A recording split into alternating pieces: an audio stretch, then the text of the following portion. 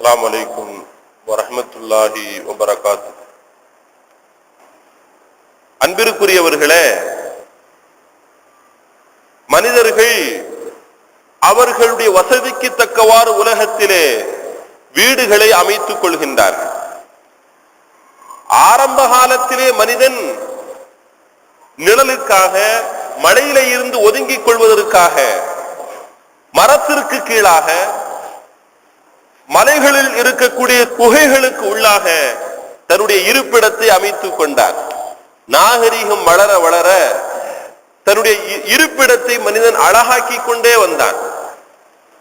குடிசை வீடுகளாக, ஓடு வீடுகளாக, கான்கிரீட் வீடுகளாக, இப்படி தன்னுடைய இருப்பிடத்தை அவன் அழகாகவும் அதிக வசதியுள்ளவராகவும் மனிதர்கள் மாற்றிக்கொண்டார்கள். அன்பானவர்களே, இந்த உலகத்திலே அந்த வீடிலே மனிதன் இருக்கக்கூடிய காலம் இருக்கிறது எவ்வளவு இருக்கும்? ஒருவன் சொந்தமாக நிலம் வாங்கி வீடு கட்டி அதிலே அவன் குடியேறுகிறான் என்று சொன்னால் அவன் எத்தனை நாள் அதிலே வசித்து விட போகின்றான் என்றால் அந்த கால அளவு மிக குறைவானதுதான். அன்பிற்குரியவர்களே, இதற்கு அடுத்து, இந்த வீட்டிற்கு அடுத்து மனிதர்கள் வசிக்கக்கூடிய இன்னொரு வீடு இருக்கிறது, அது கபரு. இந்த வீட்டை பிரம்மாண்டமாக, அழகாக, விசாலமாக, வெளிச்சமானதாக ஆக்க வேண்டும் என்று ஆர்வப்படக்கூடிய மனிதர்கள் அந்த வீட்டை பற்றி அதிகமாக சிந்திக்கின்றார்களா, யோசிக்கின்றார்களா என்றால் பெரும்பாலான நபர்கள் அப்படி யோசிப்பதில்லை, சிந்திப்பதில்லை. அன்பானவர்களே, ஆனால் முஸ்லிமாக, முஃமினாக இருக்கக்கூடிய ஒவ்வொரு மனிதர்களும் ஒரு வீட்டை நாம் யோசிக்க வேண்டும், சிந்திக்க வேண்டும். அது கபர் என்கின்ற வீடு. ஹஜ்ரத் உஸ்மான் ரலியல்லாஹு தஆலா அன்ஹுவை பற்றி ஹதீஸிலே வருகிறது. ஹஜ்ரத் உஸ்மான் ரலியல்லாஹு தஆலா அன்ஹு கபரை பார்த்து விட்டால் அழுவார். ஒரு சஹாபி கேட்டாங்க, உங்களிடத்திலே சொர்க்கத்தை பற்றி சொல்லப்பட்டால், நரகத்தை பற்றி சொல்லப்பட்டால் லம் தபிக்கி, நீங்கள் அழுவதில்லை, ஆனால் கபரை பார்த்து விட்டால் அழுகின்றீர்களே, ஏன் உஸ்மான் இப்படி? அதுவும் சாதாரணமான அழுகை அல்ல, உங்களுடைய தாடி நனையக்கூடிய அளவிற்கு அதிகமாக அழுகின்றீர்களே, ஏன் இந்த அழுகை உஸ்மான் என்று கேட்ட பொழுது ஹஜ்ரத் உஸ்மான் ரலியல்லாஹு அன்ஹு சொன்னார்கள், நபிகள் நாயகம் ஸல்லல்லாஹு அலைஹி வஸல்லம் சொன்ன ஒரு பொன்மொழி என்னை அழ வைத்து விடுகிறது. அது என்ன பொன்மொழி? ஸல்லல்லாஹு அலைஹி வஸல்லம் சொன்னார்கள், இன்னல் கபர அவ்வலு மன்சிலின் மின் மனாசிலில் ஆகிரா, மறுமையினுடைய வீடுகளில் ஆரம்ப வீடு. ஒரு மனிதன் உலகத்தில இருந்து மரணமடைந்து விட்டால் அவனுக்கு மறுமை ஸ்டார்ட் ஆயிருது, மறு உலகம் அவனுக்கு ஆரம்பமாகி விடுகிறது. அந்த வீடுகளில் முதல் வீடு கபர். அந்த கபருடைய வீட்டிலே அவன் வெற்றியடைந்து விட்டால், அந்த கபருடைய வீட்டிலே அவன் வெற்றி பெற்று விட்டால், ஜெயித்து விட்டால், அதற்கு அடித்து வரக்கூடிய மஹ்ஷராக இருக்கட்டும், கேள்வி கணக்காக இருக்கட்டும், மீசான் தராசாக இருக்கட்டும், சிராத்துல் முஸ்தகீம் பாலமாக இருக்கட்டும், எல்லாவற்றிலேயும் அவன் ஜெயித்து விடுவான். ஆனால் அந்த கபருடைய வீட்டிலே அவன் தோற்று போய்விட்டால் அதற்கு பின்னால் வரக்கூடிய எல்லா விஷயத்திலேயும் அவன் தோற்று போவான். எனவே கபரை பார்த்த மாத்திரத்திலே எனக்கு அழுகை வந்து விடுகிறது என்றார்கள் ஹஜ்ரத் உஸ்மான் ரலியல்லாஹு தஆலா. எப்படிப்பட்ட உஸ்மான்? இவர் சொர்க்கவாதி என்பதாக அவர் வாழ்கின்ற காலத்திலேயே நபிகள் நாயகம் ஸல்லல்லாஹு அலைஹி வஸல்லம் அவருக்கு நன்மாராயம் சொன்னார். எல்லா நபிமார்களுக்கும் சொர்க்கத்திலே ஒரு தோழர் உண்டு, ரஃபீகி மினல் ஜன்னா, சொர்க்கத்தில் என் தோழர் உஸ்மான் என்றார்கள் ஸல்லல்லாஹு அலைஹி வஸல்லம். அந்த உஸ்மானுக்கு கபரை பார்த்த பொழுது அழுகை வருகின்றது. இந்த வீட்டில், கபருடைய வீட்டில் ஜெயிப்போமா, தோற்று போவோமா என்கின்ற கவலை, சிந்தனை அதிகமாக வருகிறது. அன்பானவர்களே, நாமும் அதிகமாக கபரை பார்க்கின்றோம், நாமும் அதிகமாக கபரை பார்க்கின்றோம். ஆனால் அப்படிப்பட்ட சிந்தனைகள் வருகிறதா? இல்லையே. சமீபத்துல ஒரு சப்தத்தை கேட்டேன். ஒரு ஆளு பேசுறாரு, அந்த கபருஸ்தானை பார்த்து பேசுறாரு. நல்ல கொலையெல்லாம் முளைஞ்சிருக்குல்ல, அவருடைய சிந்தனை எப்படி போகுது? கபரை பார்த்தோம்னா அந்த சிந்தனை எப்படி போகுது? அதற்கு மேலாக உள்ள இலைகளை பற்றியும் செடிகளை பற்றியும் சிந்தனை போகிறது. அன்பானவர்களே, ஸல்லல்லாஹு அலைஹி வஸல்லம் எதை சிந்திக்க சொல்லுகின்றார்கள்? அந்த மண்ணுக்கு உள்ளாக இருக்கக்கூடிய மௌத்தாக்களை பற்றி சிந்திக்க சொல்லுகின்றார்கள். அதுக்கு மேல பார்த்தோம், நல்ல குளம் முளைச்சிருக்குது, ஆடு நல்ல மேயும், ஒரு 10 ஆடை வாங்கி விட்டா நல்ல வருமானம் கிடைக்கும் என்கின்ற சிந்தனை மனிதர்களுக்கு வருகிறது. அன்பானவர்களே, கபருக்கு மேலாக முளைத்திருக்கக்கூடிய இலைகளை பற்றியும் செடிகளை பற்றியும் ஸல்லல்லாஹு அலைஹி வஸல்லம் சிந்திக்க சொல்லவில்லை. கபருக்கு உள்ளாக இருக்கக்கூடிய மௌத்தாக்களை பற்றி நாம் சிந்திக்க வேண்டும். கபரை பற்றி, அதனுடைய வாழ்க்கையை பற்றி நபிகள் நாயகம் ஸல்லல்லாஹு அலைஹி வஸல்லம் சொன்ன செய்திகள் இருக்கிறது. ரொம்பவும் அர்த்தமுள்ளவைகள், ரொம்பவும் யோசிக்க வைக்கக்கூடியவை. ஒரு ஹதீஸ்ல ஸல்லல்லாஹு அலைஹி வஸல்லம் சொன்னார்கள், ஒரு மனிதருடைய கபர் எங்கே அமையும் தெரியுமா? ஒரு மனிதருடைய கபர் எங்கே அமையும் தெரியுமா? எந்த மண்ணிலிருந்து அவர் படைக்கப்படுகின்றாரோ, எந்த இடத்தில் அவரை படைப்பதற்காக இறைவன் மண் எடுத்தானோ அந்த இடத்திலேதான் அவருடைய கபர் இருக்கும் என்றார்கள் நபிகள் நாயகம் ஸல்லல்லாஹு அலைஹி வஸல்லம். அல்லாஹ் ஒவ்வொரு மனிதர்களையும் ஒவ்வொரு பகுதியிலே இருந்து மண்ணை எடுத்து படைத்தான். எந்த இடத்திலே மண்ணை எடுத்தானோ அந்த இடத்திலேதான் அவருடைய கபர் அமையும். அருமை நாயகம் ஸல்லல்லாஹு அலைஹி வஸல்லம் சொன்ன செய்தி. சஹாபிகள் சொல்லுகின்றார்கள், ஒரு நேரத்தில் ஹரஜ அலைனா ரசூலுல்லாஹி ஸல்லல்லாஹு அலைஹி வஸல்லம் யதூஃபு பிபஅதி நவாஹில் மதீனா. சில சஹாபிகளோடு நபிகள் நாயகம் ஸல்லல்லாஹு அலைஹி வஸல்லம் மதீனா நகரை சுற்றி வந்து கொண்டிருந்தார்கள். வருகின்ற பொழுது பெருமானாருடைய கண்களிலே ஒரு காட்சி, வஇதா பிகப்ரின் யுஹ்ஃபரு, அங்கே ஒரு கபர் தோண்டப்பட்டுக் கொண்டிருக்கிறது. அப்படி ஒரு காட்சியை ஸல்லல்லாஹு அலைஹி வஸல்லம் பார்த்தார்கள். அந்த இடத்துக்கு ஸல்லல்லாஹு அலைஹி வஸல்லம் வந்துட்டாங்க. வந்து நின்று கொண்டு ஸல்லல்லாஹு அலைஹி வஸல்லம் கேட்டார்கள், லிமன் ஹாதா, யாருக்காக இந்த கபரை தோண்டுகின்றீர்கள் என்று கேட்டார்கள். பக்கத்தில் இருந்த சஹாபிகள் சொன்னார்கள், யா ரசூலல்லாஹ், லி ரஜுலின் மினல் ஹபஷா, ஹபஷா நாட்டிலே உள்ள ஒரு மனிதர், அவர் மதீனாவிற்கு வந்தார். மதீனாவிற்கு வந்த இடத்துல வஃபாத்தா போயிட்டாரு.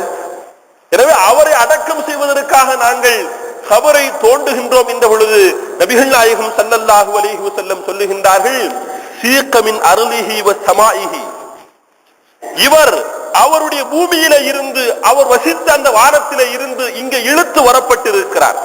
ஹத்தா துஃபின ஃபில் அர்லி, இறுதியாக அவர் இந்த பூமியிலே அடக்கம் செய்யப்படுகிறார். எப்படிப்பட்ட பூமி தெரியுமா? இதோ கபரை தோண்டிக் கொண்டிருக்கின்றீர்களே, இந்த பூமி எப்படிப்பட்டது தெரியுமா? அல்லதி குலிக மின்ஹா, இந்த இடத்திலே உள்ள மண்ணில் இருந்துதான் அவர் படைக்கப்பட்டார். அந்த இடத்திலேயே அவருடைய கபர் அமைகிறது என்றார்கள் நபிகள் நாயகம் ஸல்லல்லாஹு அலைஹி வஸல்லம். யோசித்து பாருங்கள், ஒவ்வொரு மனிதர்களும் அவர்கள் வசிக்கக்கூடிய அந்த ஊரிலேயே, அந்த பகுதியிலேயே அவருடைய கபர்கள் அமைந்து விடுமா? இருப்பதில்லை. நம்முடைய பள்ளிவாசலிலே அடக்கமாக இருக்கக்கூடிய டிவிட்டி அப்பா, அவங்க வெளிநாட்டிலிருந்து, சில ஆட்கள் சொல்றாங்க வெளியூர்ல இருந்து வந்தவங்க, ஏதோ ஒரு பூமியில ஏதோ ஒரு தேசத்திலே பிறந்தவர்கள் இன்னொரு பகுதிக்கு வந்தார்கள் தீன்பணி ஆற்றிட. அவர்களுடைய கபர் இங்கே அமைந்திருக்கிறது. அதே போல நம்முடைய பள்ளியினுடைய இந்த புறத்திலே அமையப்பட்டிருக்கக்கூடிய காரண வலியுல்லா என்று சொல்கின்றார்களே, அவர்களுடைய கபர் ஈராக் நாட்டிலே இருந்து வந்தவர். ஈராக் நாட்டிலே இருந்து வந்த ஒரு மனிதர், அவர்களுடைய கபர் இங்கே அடக்கமாக, அவருடைய கபர் இங்கே வைக்கப்பட்டிருக்கிறது. ஒரு மனிதர் எங்கோ பிறக்கின்றார், எங்கோ அடக்கமாகின்றார். அன்பிற்குரியவர்களே, இந்த ஆண்டு ஹஜ்ஜுடைய பயணத்தை நான் செய்த பொழுது மதீனாவிலே ஜன்னத்துல் பக்கி என்கின்ற கபிரிஸ்தானிலே ஜியாரத்து செய்து கொண்டிருந்த பொழுது நம்ம ஊருக்கார பக்கத்துல இருந்து ஒரு ஆள் ஒரு செய்தி சொன்னார். இந்த கபிரிஸ்தான்ல மதீனாவிலே உள்ள தங்கைக்குரிய சஹாபிகள் அடக்கம் செய்யப்பட்டிருக்கக்கூடிய ஜன்னத்துல் பக்கி என்கின்ற அந்த கபிரிஸ்தானில நம்ம ஊரை சேர்ந்த ஒரு ஆள் அடக்கம் செய்யப்பட்டிருக்கிறாரு. அங்க மதீனாவில வேலை பார்த்தாரு, வஃபாத் ஆயிட்டாரு, அவருடைய கபர் அங்கே இருக்கிறது என்று சொன்னார். அன்பானவர்களே, எங்கோ பிறந்த ஒரு மனிதர், அவருடைய கபர் எங்கே இருந்திருக்கிறது? எல்லாம் அல்லாஹ்வுடைய நாட்டம். ஸல்லல்லாஹு அலைஹி வஸல்லம் சொல்கின்றார்கள், அல்லதி குலிக மின்ஹா, எந்த மண்ணிலே இருந்து அவர் படைக்கப்பட்டாரோ, எந்த பகுதியிலே உள்ள மண்ணிலிருந்து எடுத்து அவர் படைக்கப்பட்டாரோ அதே பகுதியிலே தான் அவருடைய கபர் அமையப்பெறும். அருமை நாயகம் ஸல்லல்லாஹு அலைஹி வஸல்லம் சொல்கின்றார். அன்பானவர்களே, அந்த கபரை அடக்கம் செய்வதற்கு, தோண்டுவதற்கு, அது யாருக்கு பக்கத்தில் அடக்கம் செய்ய வேண்டும் என்பதை பற்றி நபிகள் நாயகம் ஸல்லல்லாஹு அலைஹி வஸல்லம் சொல்லுகின்ற பொழுது சொல்லுவார்கள் ஸல்லல்லாஹு அலைஹி வஸல்லம், இதா மாத்தலி அஹதிக்கும் அல் மையித்து, உங்களிலே ஒருவர் மௌத்தாகி விட்டால் ஃபஹஸினு கஃபனஹு, அவருடைய கஃபனை அழகாக ஆக்குங்கள். அவருடைய கஃபனை அழகாக ஆக்குங்கள். கஃபனை அழகாக ஆக்குங்கள் என்றால் என்ன பொருள்? அன்பானவர்களே, கஃபன் எவ்வளவு தேவையோ அந்த அளவிற்கு துணியை எடுத்து பரிபூர்ணமாக அவருடைய உடலை மூடுங்கள். கஃபன் துணி யாருடைய காசுல வாங்கணும்? சொந்தக்காரங்க எடுத்து கொடுக்கணுமா? இல்லை என்றால் வேறு யாரேனும் அந்த கஃபனுடைய துணியை எடுத்து கொடுக்கலாமா என்பதற்கு நம்முடைய மார்க்க அறிஞர்கள் விளக்கம் சொல்லுவார்கள். யாருடைய காசிலையும் கஃபனாடு எடுக்கக்கூடாது. அத்தாவுக்கு பையன் எடுக்க வேண்டிய அவசியம் இல்லை, அண்ணனுக்கு தம்பி எடுக்க வேண்டிய அவசியம் இல்லை, யாருக்கும் யாரு எடுக்க வேண்டாம். மையத்திற்கென்று இருக்குமே பணம், மையத்திற்கென்று இருக்குமே சொத்து, அந்த சொத்தில இருந்து அந்த பணத்தில இருந்துதான் கஃபன் என்பது வாங்கப்பட வேண்டும். அன்பானவர்களை ஸல்லல்லாஹு அலைஹி வஸல்லம் சொல்லுகின்றார்கள், கஃபனை நீங்கள் அழகாக ஆக்குங்கள். அவருடைய காசுல எடுத்து நல்ல பரிபூரணமாக மூடக்கூடிய அளவில் துணியை எடுத்து கஃபன் செய்யுங்க. அடுத்து சொன்னாங்க ஸல்லல்லாஹு அலைஹி வஸல்லம், வஅஜ்லு இன்ஜாஸ வஸியத்தின், அவர் கடைசி நேரத்தில் ஏதேனும் வசியத்து செய்திருந்தால், அவருக்கு இதை கொடுக்கணும் இவருக்கு அதை கொடுக்கணும் என்பதாக ஏதேனும் கடைசி நேரத்தில் அவர் வசியத்து செய்திருந்தால் அதை சீக்கிரமாக நீங்கள் நிறைவேற்றி விடுங்கள். அவர் தான் செத்து போயிட்டாரா, செத்து போனவர் நம்ம என்ன சொன்னா நம்மளுக்கு என்ன என்று இருந்து விட வேண்டாம். அவர் கடைசி நேரத்தில் ஏதாவது வசியத்து செய்திருந்தா அந்த வசியத்தை நீங்கள் நிறைவேற்றுங்கள். வஅமிகு லஹு ஃபீ கப்ரிஹி, அவருடைய கபரிலே நீங்கள் ஆழத்தை காட்டுங்க. கொஞ்சம் ஆழமா கபரை தோண்டுங்க. ஸல்லல்லாஹு அலைஹி வஸல்லம் சொன்னாங்க, கொஞ்சம் ஆழமா கபரை தோண்டுங்க. மேண்டாப்புல தோண்டிட வேண்டாம், கொஞ்சம் ஆழமாக கபரை தோண்டுங்க. வஜன்னிபூஹு ஜார ஸூஇ, கெட்ட மனிதர்களுடைய கபரை விட்டும் அவருடைய கபரை தூரமாக ஆக்கி விடுங்கள். ஸல்லல்லாஹு அலைஹி வஸல்லம் சொன்னாங்க. ஒரு ஆள் இருப்பாரு, அவர் வாழ்ந்த வாழ்க்கையை வைத்தே தெரியும் ஒரு மோசமான ஆளு என்று தெரியும். அவருக்கு பக்கத்துல போய் அடக்க வேண்டாம், அவருடைய கபரை விட்டும் இவருடைய கபரை தூரமாக ஆக்கி விடுங்கள் என்று நபிகள் நாயகம் ஸல்லல்லாஹு அலைஹி வஸல்லம் சொன்ன பொழுது சஹாபி ஒருவர் கேட்டார், அப்படி என்றால் ஹல் யன்ஃபஉ அல் ஜாரு ஸாலிஹு ஃபில் ஆখিরা, ஒரு நல்லவருக்கு பக்கத்திலே அடக்கம் செய்தால் இது அவருக்கு பிரயோஜனம் தருமா என்று கேட்டார். சரி, கெட்டவங்க பக்கத்தில் அடக்க வேண்டாம், இவரை கொண்டு போய் ஒரு நல்ல ஆள் பக்கத்தில் அடக்குவோம். அப்படி அடக்கினால் இவருக்கு ஏதேனும் லாபம் உண்டா, பிரயோஜனம் உண்டா என்ற பொழுது நபிகள் நாயகம் ஸல்லல்லாஹு அலைஹி வஸல்லம் சொன்னார்கள், நாம் இருக்கிறது. நல்ல மனிதருக்கு பக்கத்திலே உங்களுடைய கபரை நீங்கள் ஆக்கிக் கொள்ளுங்கள். இதன் காரணமாக உங்களுக்கும் பலன் உண்டு. உலகத்திலே ஒரு நல்ல அண்டை வீட்டுக்காரனுக்கு பக்கத்திலே நீங்கள் இருக்கின்ற பொழுது எப்படி நல்ல பலனை அந்த அண்டை வீட்டுக்காரன் மூலமாக நீங்கள் பெற்றுக் கொள்கின்றீர்களோ அதுபோல நல்ல மனிதர்களுக்கு பக்கத்திலே ஒரு கபர் அமையப்பெறுகின்ற பொழுது இவருக்கும் அதன் பலன் உண்டு என்று சொன்னார்கள் ஸல்லல்லாஹு அலைஹி வஸல்லம். அன்பானவர்களே, வரலாறுகளை யோசித்து பார்ப்போம். ஹஜ்ரத் உமர் ஃபாரூக் ரலியல்லாஹு அன்ஹு கோடாரியால் வெட்டப்பட்டு இரத்தமெல்லாம் அவர்களுடைய உடம்பிலே இருந்து ஒழுகிக் கொண்டிருக்கிறது. ஒரு சஹாபியை அழைத்து சொன்னார்கள், நீங்கள் சென்று ஹஜ்ரத் ஆயிஷாவிடத்திலே கேளுங்கள், நபிகள் நாயகம் ஸல்லல்லாஹு அலைஹி வஸல்லத்தினுடைய கபருக்கும் ஹஜ்ரத் அபூபக்கர் சித்திக் ரலியல்லாஹுடைய கபருக்கும் பக்கத்திலே நான் அடக்கமாக வேண்டும் என்று ஆசைப்படுகிறேன். நீங்கள் ஆயிஷாவிடத்திலே சென்று அனுமதி கேளுங்கள், ஏனென்றால் அது ஆயிஷாவினுடைய இடம் என்று சொன்னார்கள் ஹஜ்ரத் உமர் ஃபாரூக் ரலியல்லாஹு. செய்தி ஹஜ்ரத் ஆயிஷா சித்திகாவிடத்திலே சொல்லப்பட்டது. அன்னையாரே, ஹஜ்ரத் உமர் ஃபாரூக் ரலியல்லாஹு அன்ஹு ரசூலுல்லாஹ்வுடைய கபருக்கு பக்கத்தில் அடக்கமாகணும் அப்படின்னு ஆசைப்படுறாங்க என்ற பொழுது ஹஜ்ரத் ஆயிஷா சித்திகா ரலியல்லாஹு தஆலா அன்ஹா சொன்னார்கள், அந்த இடம் எனக்குரியது, அந்த இடத்தில் நான் அடக்கமாக வேண்டும் என்று ஆசைப்படுகிறேன். என்று இருந்தாலும் உமர் சிறந்த மனிதர், நல்ல மனிதர், அவருக்காக அந்த இடத்தை நான் விட்டு தருகிறேன் என்றார்கள் ஹஜ்ரத் ஆயிஷா சித்திகா ரலியல்லாஹு தஆலா அன்ஹா.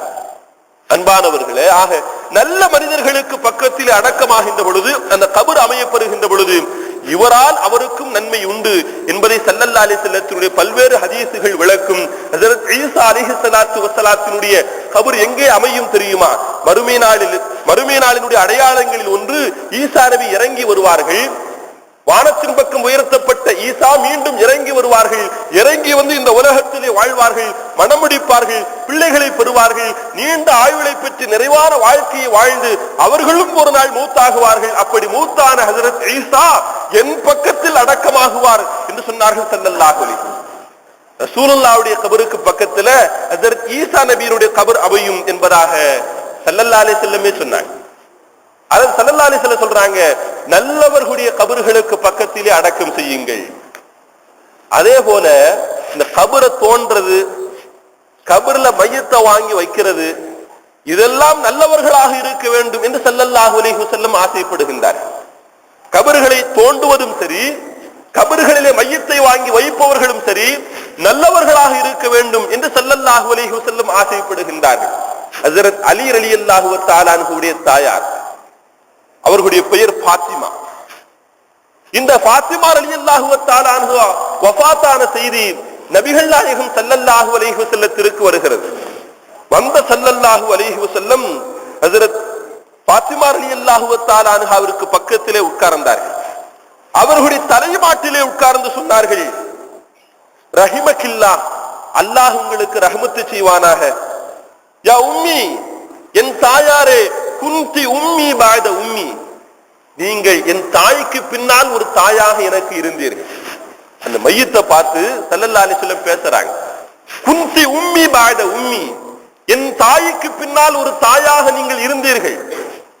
நீங்கள் பட்டினியாக கிடந்தாலும் தஷ்பஈனனி, என்னை நீங்கள் வயிறு நிரம்ப செய்வீர்கள். அன்பானவர்களே, நமக்கு தெரியும் வரலாறு, நபிகள் நாயகம் ஸல்லல்லாஹு அலைஹி வஸல்லம் சின்ன வயதிலேயே தன்னுடைய தாயை பறிகொடுத்தவர்கள். தாயை பறிகொடுத்த பிறகு அவர்களுடைய சிறிய தந்தை அபூ தாலிபிடத்திலே வளர்ந்தார்கள். அபூ தாலிபிடத்திலே வளர்கின்ற பொழுது அபூ தாலிபுடைய மனைவியான ஹஜ்ரத் அலியினுடைய தாயான ஹஜ்ரத் ஃபாத்திமா ரலியல்லாஹு தஆலா அன்ஹா தான் நபிகள் நாயகம் ஸல்லல்லாஹு அலைஹி வஸல்லத்திற்கு உணவு கொடுப்பார்கள்.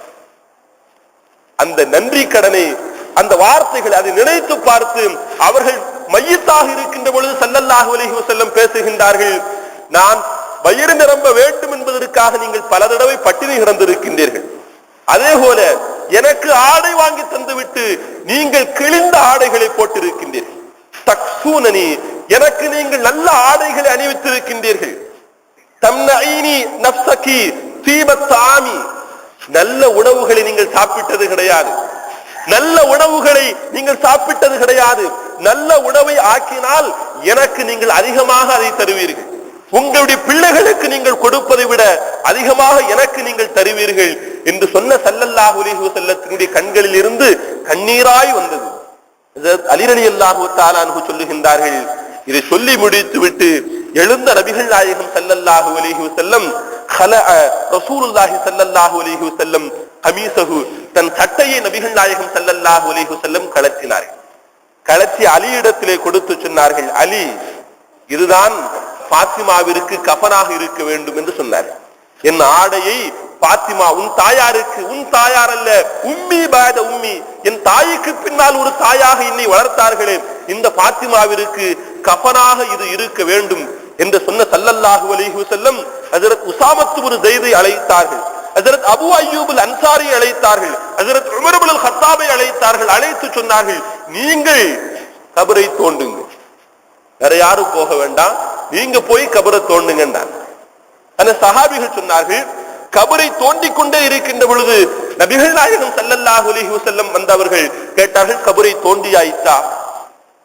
ஹஜ்ரத் உமர் ரலியல்லாஹு தஆலா அன்ஹு சொன்னார்கள், முக்காவாசி வேலை முடிஞ்சிடுது, இந்த பிள்ளை குழி மட்டும் தோண்டணும் அப்படின்னு ஸல்லல்லாஹு அலைஹி வஸல்லம் சொன்னாங்க. பிள்ளை குழியை நான் தோண்டுகின்றேன், பிள்ளை குழியை நான் தோன்றேன் என்று சொல்லி நபிகள் நாயகம் ஸல்லல்லாஹு அலைஹி வஸல்லம் பிள்ளை குழி ஹஜ்ரத் ஃபாத்திமா ரலியல்லாஹு தஆலா அன்ஹாவிற்கு அமைத்தார்கள். அந்த கபரினுடைய மண்ணை தன் கையால் அள்ளி வெளியே போட்ட நபிகள் நாயகம் ஸல்லல்லாஹு அலைஹி வஸல்லம் கபருடைய வேலைகள் பரிபூரணமாக அந்த குழி தோண்டி முடித்த பிறகு கபருக்குள்ளே படுத்துக் கொண்டார்கள். அந்த கபரிலே படுத்துக்கிட்டார்கள். படுத்து விட்டு வெளியே எழுந்து வந்து ஸல்லல்லாஹு அலைஹி வஸல்லம் ஜனாஸா தொழுகை நடத்துறாங்க. அந்த ஜனாஸாவை வாங்கி ஸல்லல்லாஹு அலைஹி வஸல்லம் உள்ள வச்சாங்க. உள்ள வச்சுட்டு மண்ணையெல்லாம் மூடி போட்டு விட்டு வெளியே வந்த பொழுது ஹஜ்ரத் உமர் ரலியல்லாஹு தஆலா அன்ஹு கேட்டார்கள், யா ரசூலல்லாஹ், குறிப்பிட்ட சில ஆட்களை கபரை தோண்ட சொன்னீங்க, பிள்ளை குழியை நீங்களே தோண்டினீர்கள், அது இந்த கபருக்குள்ள படுத்துக்கிட்டீங்க, உங்களுடைய ஆடையை நீங்கள் கஃனாக ஆக்க சொன்னீர்கள், ஏன் பெருமானாரை இப்படி நடந்தீர்கள் என்ற பொழுது நபிகள் நாயகம் ஸல்லல்லாஹு அலைஹி வஸல்லம் சொன்னார்கள், இதன் காரணமாக கபருடைய வேதனை அந்த பெண்ணுக்கு இல்லாமல் ஆகலாம். இதன் காரணமாக கபருடைய வேதனை அந்த பெண்ணிற்கு இல்லாமல் ஆகலாம் என்றார்கள் ஸல்லல்லாஹு அலைஹி வஸல்லம். ஆக பெருமக்களே, இந்த வரலாறிலே இருந்து, இந்த ஹதீஸிலே இருந்து விளக்கம் சொல்லக்கூடிய பெருமக்கள் எழுதுகின்றார்கள், நல்லவர்கள் கபறுகளை தோண்ட வேண்டும், நல்லவர்கள் ஜனாசாவை குளிப்பாட்ட வேண்டும், நல்லவர்கள் ஜனாசாவை வாங்கி உள்ளே வைக்க வேண்டும். இப்படி கபருடைய ஒவ்வொரு விஷயங்களையும் தெளிவுபட பேசிய நபிகள் நாயகம் ஸல்லல்லாஹு அலைஹி வஸல்லம் ஒரு மையத் அடக்கம் செய்யப்பட்டு விட்டால் அடுத்து என்ன நடக்கும் என்பதையும் ஸல்லல்லாஹு அலைஹி வஸல்லம் பேசுகின்றார்கள். மையத்தை அடக்கம் செய்துவிட்டு மனிதர்கள் திரும்புகின்றார்கள். திரும்புகின்ற பொழுது அந்த மையத்து அடக்கம் சென்றுவிட்டு செல்லக்கூடிய மனிதர்களின் செருப்பின் ஓசையை கேட்கிறது. செருப்பின் ஓசையை கேட்கிறது. அதற்குள் மலக்கானி, இரண்டு மலக்குகள் அந்த மையத்திடத்திலே வந்து விடுகின்றார். அந்த மலக்குகளை பற்றி நபிகள் நாயகம் ஸல்லல்லாஹு அலைஹி வஸல்லம் சொல்கின்றார்கள், அஸ்வதானி, கருத்த தோற்றமுடையவர்கள். கருத்த தோற்றமுடைய இரண்டு மலக்குமார்கள் கபருக்கு வந்து விடுகின்றார்கள். அஸ்ரகானி, நிறங்கள் கருப்பாக இருக்கிறது, ஆனால் கண்கள் நீல நிறமாக இருக்கும். ஒரு ஆளு கண்ணங்கரேர் என்று இருக்கிறார், கண்ணு மட்டும் நீலம் பாஞ்சு இருக்குது. ஆளை பார்க்கிறதுக்கு எவ்வளவு பயமா இருக்கும். பயங்கரமான தோற்றமுடைய இரண்டு மலக்குமார்கள் கபருக்கு வருகின்றார்கள். வந்த ரெண்டு பேரும் எப்படிப்பட்ட ஆளு? ஆமா, ரெண்டு பேருக்கும் கண்ணும் தெரியாது, அசமும் காதும் கேட்க, கண்ணும் தெரியாது காதும் கேட்காது. அப்படிப்பட்ட இரண்டு மலக்குமார்கள். அஸ்வாத்துஹுமா, அந்த இருவர்களுடைய சப்தம் இருக்கிறது கர்ராதில், பயங்கரமான இடியினுடைய சப்தத்தை போல அந்த இரண்டு நபர்கள் பேசின சப்தம் இருக்கும். அபுசாருகுமா, அவர்களுடைய கண்கள் நீளமாக இருக்கும், ஆனால் பார்வை தெரியாது. ஆனால் இதை பார்க்கக்கூடிய மனிதர்களுக்கு ஏதோ நெருப்பை பார்ப்பது போல ஜுவாலையாக அந்த கண்கள் இருக்கும். அப்படிப்பட்ட அகோரமான தோற்றமுடைய இரண்டு மலக்குமார்கள் கபருக்கு வருவார்கள். கபருக்கு வருகின்ற பொழுதே மஅஹுமா மர்பஸத்துன் மின் ஹதீதின், இரும்பிலால் ஆன ஒரு தடி அவர்கள் இருவர்களுடைய கையிலேயும் இருக்கும். வந்தவர்கள் அந்த மையத்தை தூக்கி உட்கார வைப்பார்கள்.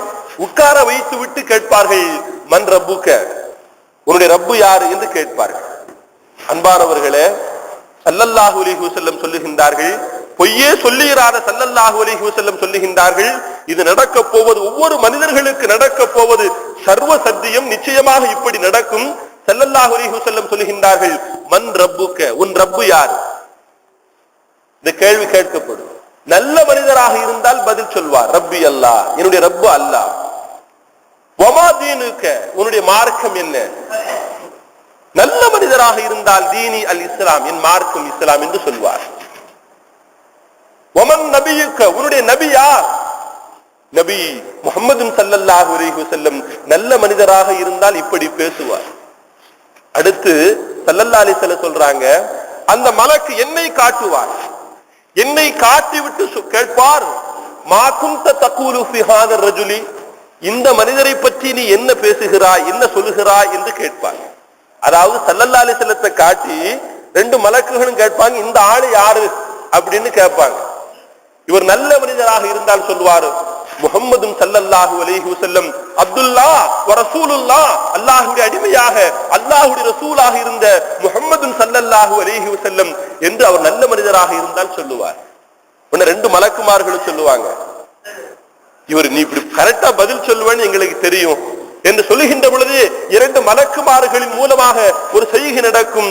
அவர்கள் இரண்டு மலக்குமார்களும் சொர்க்கத்தினுடைய ஒரு விரிப்பை விரிப்பார்கள். அந்த விரிப்புக்கு மேல அவர் படுத்துகிறாரு.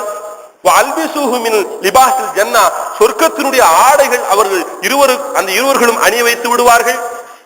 அதே போல சொர்க்கத்தினுடைய நறுமணங்கள் அவருக்கு வந்து கொண்டே இருக்கும். அவருடைய கபர் விசாலமாகிவிடும். 70 முழம் அவருடைய கபர் விசாலமாக ஆகிவிடும் என்றெல்லாம் ஸல்லல்லாஹு அலைஹி வஸல்லம் சொல்லுகின்றார்கள்.